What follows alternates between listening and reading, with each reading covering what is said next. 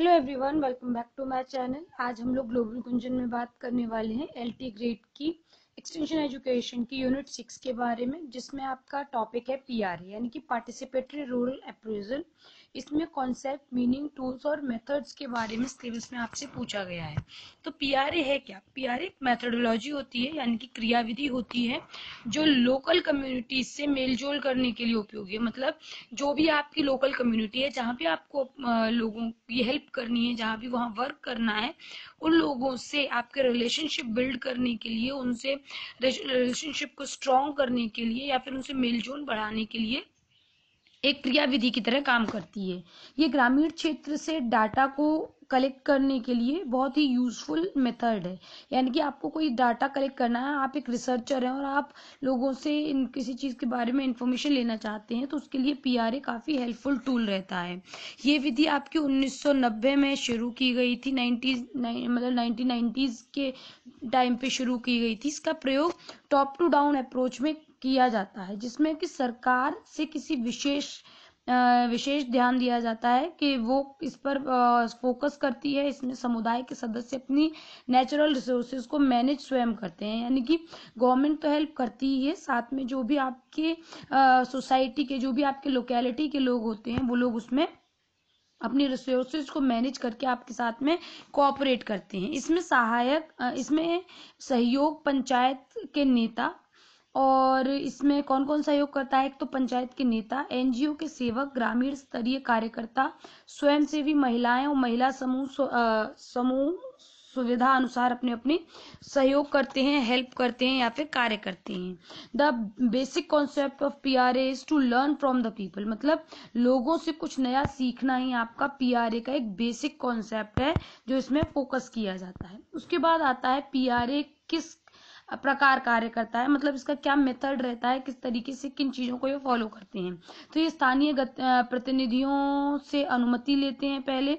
मतलब जो भी वहाँ के प्रधान हैं या फिर वहाँ के जो भी आपके हेड होते हैं, उन लोगों से परमिशन लेते हैं। ग्रामीणों से परस्पर क्रिया करके पीआरए से पूर्व, मतलब पीआरए को अप्लाई करने से पहले उन लोगों से कम्युनिकेट किया जाता है, उनसे बात की जाती है। भ्रमण से पूर्व ग्रामीणों को जानकारी देना, मतलब आप जब भी पीआरए को वहां पर इम्प्लीमेंट करना चाहते हैं, तो उससे पहले लोगों को अवेयर करना, उनको बताना कि हम इतनी इतनी तारीख को आएंगे। इस तरीके से हम लोग यहाँ पर ये चीजों को डिस्कस करेंगे।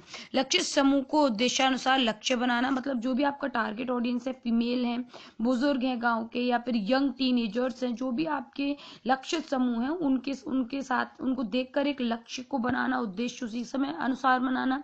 ग्रामीण जनों से एक सामान्य स्थान पर मिलना जब वे अपने कार्यों से मुक्त हो। मतलब एक तो ऐसा स्थान हो जहां पर सब लोगों की अप्रोच हो, सभी लोग आ सकें, किसी भी धर्म, जाति, उम्र के लोगों को वहां मनाना हो, और साथ में ही उनको वो जब फ्री हो उस टाइम पर उनसे मिलने जाना। फिर है ग्रामीण स्वतः अपनी जानकारी दें, बजाय के प्रत्येक से अलग अलग पूछने के। मतलब आप ऐसा एक अपना रोल मॉडल बनाए अपने आप को, कि लोग अपने आप अपने बारे में आपको बताएं, समस्याओं के बारे में बताएं, आप इतना उनके साथ में मिंगल हो जाएं। फिर है 7th आता है पीआरए टीम व ग्रामीण मिलकर सामने आई परेशानियों की सूची बनाएं। मतलब जो भी लोग अपनी परेशानियां बताएंगे, उनकी आप एक लिस्ट बनाएं।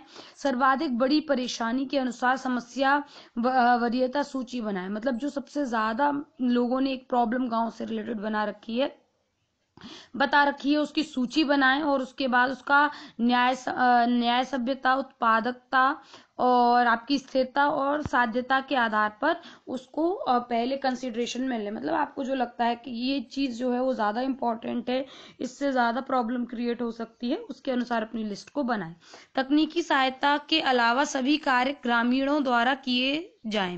मतलब जो भी आपकी टेक्निकल हेल्प है वो आपके जो पीआरए की टीम है वो करे, बाकी सारे काम जो है वो ग्रामीण स्वयं करेंगे अपनी, मतलब सेल्फ हेल्प पर, क्योंकि ये पूरी जो टूल है वो वर्क करता है।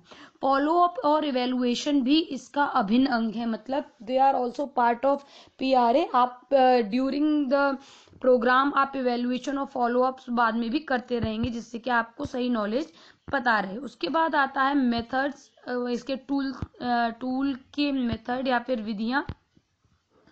तो सबसे पहले आता है मैपिंग। ये गांव की विशेषताओं को जानने का पहला साधन होता है मैपिंग। ये गांव की विभिन्न सीमा चिन्ह बनाने के लिए उपयोगी है, जैसे कि मंदिर कहाँ पर है। मैपिंग के थ्रू हम गांव का एक चार्ट बनाते हैं कि ये इसका चार्ट है और इसमें मंदिर कहाँ है, स्कूल कहाँ है, समुदाय हॉल कहाँ पर है, पंचायत ऑफिस कहाँ पर है आपका, और स्वास्थ्य केंद्र कहाँ है, तकनीकी विकास केंद्र कहाँ पर है, ग्रामीण कार्यकर्ता चौक की डंडी की सहायता से उपलब्ध किसी भी साधन के स्थान की रूपरेखा बनाते हैं। इसके बाद मॉडल में महत्वपूर्ण स्थान को नियत किया जाता है। एक्चुअली जो मैपिंग होती है, जब आपको पता होता है कि स्कूल मंदिर ये सब कहाँ पर है, तो आप अपना डिसीजन ले लेते हैं कि कहाँ पर हमको ये प्रोग्राम अप्लाई करना है, कहाँ सब लोग उपस्थित हो सकते हैं, कहाँ मिल जाएंगे, कहाँ पर इतनी सारी भीड़ को इकट्ठा किया जा सकता है। तो इसके लिए काफी हेल्पफुल रहता है।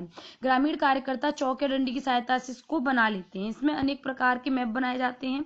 अब मैपिंग भी कई तरीके की होती है, जैसे कि सोशल मैपिंग है, लैंड मैपिंग है। सोशल मैपिंग में क्या होता है, जिसमें रोड्स, रिवर्स और आपकी बिल्डिंग्स और लैंड्स होते हैं।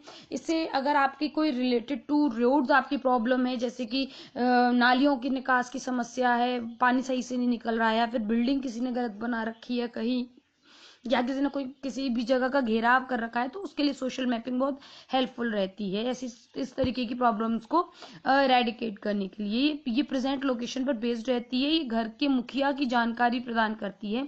सोशल मैपिंग से ये भी पता चलता है कि किसका घर कहाँ पर है। ये एजुकेशनल लेवल, ऑक्यूपेशनल और सामाजिक सुधार के लिए भी जानकारी देती है कि स्कूल अगर कहीं पर्टिकुलर ऐसी जगह पर जहाँ बच्चे नहीं पहुंच सकते हैं, तो हमें उसको कहाँ शिफ्ट करना चाहिए। ये कास्ट आदि की भी जानकारी देती है कि पर्टिकुलर गांव के एरिया में कौन सी इस समुदाय के लोग रहते हैं, और मतलब कैसा कोई डिस्क्रिमिनेशन वगैरह तो नहीं है इन लोगों के बीच में।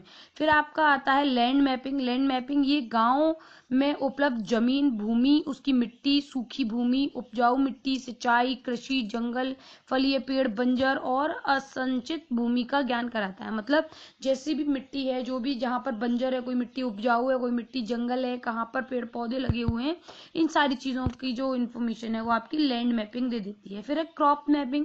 गांव में कैसी खेती होती है, इसका ज्ञान हमें लैंड क्रॉप मैपिंग के थ्रू पता चल जाता है। मतलब आप एक ऐसा मैप बना रहे हैं जिसमें आपके गांव की सभी माइनर से माइनर और मेजर से मेजर चीजों को उसमें इंक्लूड किया जाता है। फिर है इरिगेशन मैप, यानी कि किस स्थान पर सिंचाई की किस स्थान पर कम आवश्यकता है और किस पर ज्यादा, इन सारी चीजों की आवश्यकता और नॉलेज पता चल जाती है। फिर हम मोबिलिटी मैप, यानी कि ये गांव में विभिन्न स्थान बताता है, जैसे कि मोबिलाइजेशन, एजुकेशन, ऑक्यूपेशन, मार्केटिंग में कहाँ पर क्या क्या चीजें हैं। तो मैपिंग भी कई तरीके की हो सकती है, जैसा कि आपने देख लिया। फिर उसके बाद है हिस्टोरिकल टाइमलाइन, यानी कि ऐतिहासिक समय रेखा। ये आपका टूल है जो कि भूतकाल की महत्वपूर्ण जानकारियों की विवेचना करता है, यानी कि आपको पास्ट की इंपॉर्टेंट जो इन्फॉर्मेशन है वो मिल जाती हैं। इस कार्यक्रम में बड़े बुजुर्गों को शामिल किया जाता है, जैसे शिक्षा, सामाजिक और तकनीकी ज्ञान बेहतर तरीके से मिल जाता है। इसका मुख्य उद्देश्य ये जानना है कि गांव में समय किस टाइम पर क्या परिवर्तन आए हैं, क्या प्राकृतिक स्रोत उपलब्ध हैं, क्या प्राकृतिक व मानवीय आपदाएं घटित हुई हैं पहले, क्या ग्रामीण समुदाय की साफ स्थिति को प्रदर्शित करता है ये चार्ट। और ये महिला और पुरुष के अलग अलग बात करके विभिन्न विचार बिंदुओं को जानने में भी मदद करता है आपका हिस्टोरिकल टाइमलाइन। की मतलब गांव में पिछले 10 साल में या 20 साल में या 50 साल में क्या चेंजेस आए हैं, उनकी सारी इंफॉर्मेशन आपका ये देता है। उसके बाद आता है आपका रिसोर्स मैप। ये गांव के उपलब्ध विभिन्न रिसोर्सेज, जैसे कि आपके सिंचाई के साधन है, कृषि के साधन है, बंजर भूमि है, तालाब, नहर आदि की नॉलेज को प्रोवाइड करता है। ये आपकी नेचुरल रिसोर्सेज पर ज्यादा फोकस करता है रिसोर्स मैप। इसमें विभिन्न स्रोतों की जानकारी दी जाती है, जैसे कि human material and animal resources, जैसे कि मानवीय साधन क्या है, और आपके जो पशु की जो रिसोर्सेज हैं वो क्या है, पॉपुलेशन क्या है विलेज में, ऑक्यूपेशन पैटर्न क्या है, एजुकेशनल लेवल क्या है, ऑर्गेनाइजेशन एंड अनऑर्गेनाइज्ड वर्क कैसे हैं, आपका इंफ्रास्ट्रक्चर कैसा है, मतलब ढांचा कैसा है, और आपका हेल्थ फैसिलिटीज कैसी हैं, सैनिटरी कैसी है, ग्रोसरी, ट्रांसपोर्ट व्हीकल जैसे साइकिल, बस, 2 wheeler, 4 wheeler, auto, tempo, truck के चलते हैं या नहीं, या फिर किसके घर में कितने हैं। इन सारी चीजों से आपकी आर्थिक स्थिति गांव की पता चल जाती है और सही तरीके से आप PRA को अप्लाई कर पाते हैं। फिर उसके बाद आपका सीजनल कैलेंडर डायग्रामिंग भी आपका एक टूल है। ये किसी विशेष समय सीमा में पुनः गठित हुई परेशानियों की जानकारी देता है, जैसे कि मौसम, ग्रामीणों, आर्थिक सफल रूपरेखा, उत्पादन, वर्षा, रोजगार, बीमारी, कार्यबल उपलब्धता की रूपरेखा को बताने के लिए हेल्पफुल होता है कि मौसम कैसा है, ग्रामीणों की आर्थिक स्थिति कैसी है, फसल रूपरेखा कैसी है, उत्पादन कैसी है, वर्षा कैसी होती है, रोजगार कैसा है गांव में, बीमारियां कैसी फैलती हैं, उनका उपचार कैसे होता है। यह आजीविका के साथ साथ पारिवारिक कार्य जिम्मेदारियों की जानकारी भी देता है कि बच्चे, महिला, पुरुष कब घर पर होंगे, कब खेत पर होंगे, उनसे कब मिलना सुविधाजनक होगा। यह दर्शाता है कि प्रत्येक व्यक्ति की निर्णय प्रक्रिया में क्या भूमिका होती है। ये सभी काम जो है सीजनल कैलेंडर डायग्रामिंग के थ्रू पता चलता है। फिर उसके बाद है आपका वेन डायग्राम। ये आपका वेन को हम हिंदी में दोस्त कहते हैं, यानी कि ये स्थानीय समुदाय के साथ संस्थान, संगठन व व्यक्ति विशेष उनके संबंधों को प्रदर्शित करता है। मतलब किस बंदे का रिलेशन गांव के किस बंदे के साथ में ज्यादा अच्छा है, जिससे कि अगर आप एक पर्सन को अपनी बातों से समझा सकते हैं तो वो दूसरा वाला अपने आप समझ जाएगा। तो इस तरीके से ये वेन डायग्राम हेल्पफुल रहता है। इसमें समूह के आकार, किसी संस्था की महत्वता, आवश्यकता और शक्ति का ज्ञान हो जाता है। फिर आपका डेली रूटीन चार्ट। ये लिंग भूमिका को पहचानने के लिए बहुत आवश्यक है कि समूह विशेष में किस लिंग विशेष का क्या योगदान है, मतलब क्या डेली रूटीन है, खेत पर कौन काम करता है, घर का काम कौन करता है, एनिमल्स का काम कौन करता है, और कौन डिसीजन मेकिंग में हेल्पफुल है, किस तरीके से सारी रिसोर्सेज को यूटिलाइज किया जाता है। डेली रूटीन चार्ट से इसका पता चलता है। फिर है आपका फ्लो डायग्राम। ये प्रभाव व आपसी संबंधों की जानकारी देता है। किसी समस्या विशेष के संबंध में वर्तमान स्थिति, प्रतिबंध, परेशानी और अवसरों का भी प्रभाव इसमें देखा जा सकता है। मतलब आप फ्लो चार्ट में देख सकते हैं कि किसका किससे रिलेशन अच्छा है, क्या चीजें इफेक्ट कर रही हैं। फार्म मैप, ये गांव में किसी व्यक्ति विशेष के पास कितना कृषि क्षेत्र है उसकी जानकारी देता है, और इसका प्रयोग यह बताने के लिए किया जाता है कि खेत में कहाँ क्या उगाया जा रहा है और कृषक की स्थिति कैसी है, मतलब जो फार्मर है उसकी फाइनेंशियल स्टेटस कैसा है। गैप एनालिसिस, इसका प्रयोग यह जांचने के लिए किया जाता है कि क्या हो रहा है और क्या होना है और इसके बीच में क्या भेद है। मतलब वर्तमान क्रियाओं को लिखकर भविष्य के सुधारों पर इसमें ध्यान दिया जाता है। गैप, जो प्रेजेंट में है और जो फ्यूचर में हमें चाहिए उसके बीच का जो गैप है उसको इसमें एनालिसिस किया जाता है। एडवांस टेक्नोलॉजी का भी इंफॉर्मेशन लोगों को दी जाती है। फिर है लाइवलीहुड एनालिसिस। ये आजीविका के स्तर को ग्राम में बताता है कि मौसम परिवर्तन के संबंध में, जैसे कि टाइम चेंज हो रहा है, मौसम बदल रहा है, तो कैसी खेती हो रही है, कैसा उनका जीवन रहेगा, क्या रिसोर्सेज में चेंज आ जाएंगे। विभिन्न आय स्तर के लोगों की रणनीति की जानकारी का ज्ञान देता है, और कैसे खर्च, आय व्यय, ये सारी चीजों के साधन क्या उपलब्ध है उनके बारे में बताता है। प्रत्येक घर विशेष स्थिति में निकलने के लिए एक पैटर्न का उपयोग किया जाता है, जैसे एक्सपेंडिचर पैटर्न, डेप्यूट पैटर्न और आपका कंजप्शन पैटर्न। ये सभी पैटर्न्स आपके यूज होते हैं। अगर हम ये कहें कि संपूर्ण ग्रामीण जीवन का एक समय में समझने का, डाटा कलेक्शन का और फ्रेमवर्क तैयार करने का एक अच्छा माध्यम है, तो ये गलत नहीं होगा, क्योंकि इसमें हम लोगों से कांटेक्ट कर रहे हैं, उनकी सारी रिसोर्सेज की, उनकी रिक्वायरमेंट्स की, उनकी प्रॉब्लम्स की इंफॉर्मेशन ले रहे हैं, क्योंकि पार्टिसिपेटरी नेचर पर ये डिपेंड करता है। इसीलिए लोगों का जो है अट्रैक्शन अचीव करने के लिए, उनका ध्यान आकर्षण को प्राप्त करने के लिए, उनके आजीविका सह संबंधों की रूपरेखा प्रदान करने के लिए पीआरए काफी इंपॉर्टेंट रोल प्ले करता है। नेक्स्ट वीडियो में हम लोग बात करेंगे यूनिट 7 के बारे में, जो है women empowerment and entrepreneurship.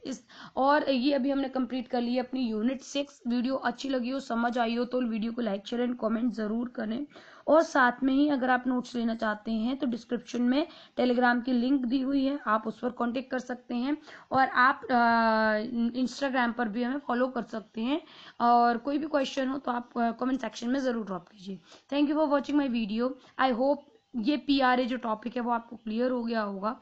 And have a good day. Bye bye.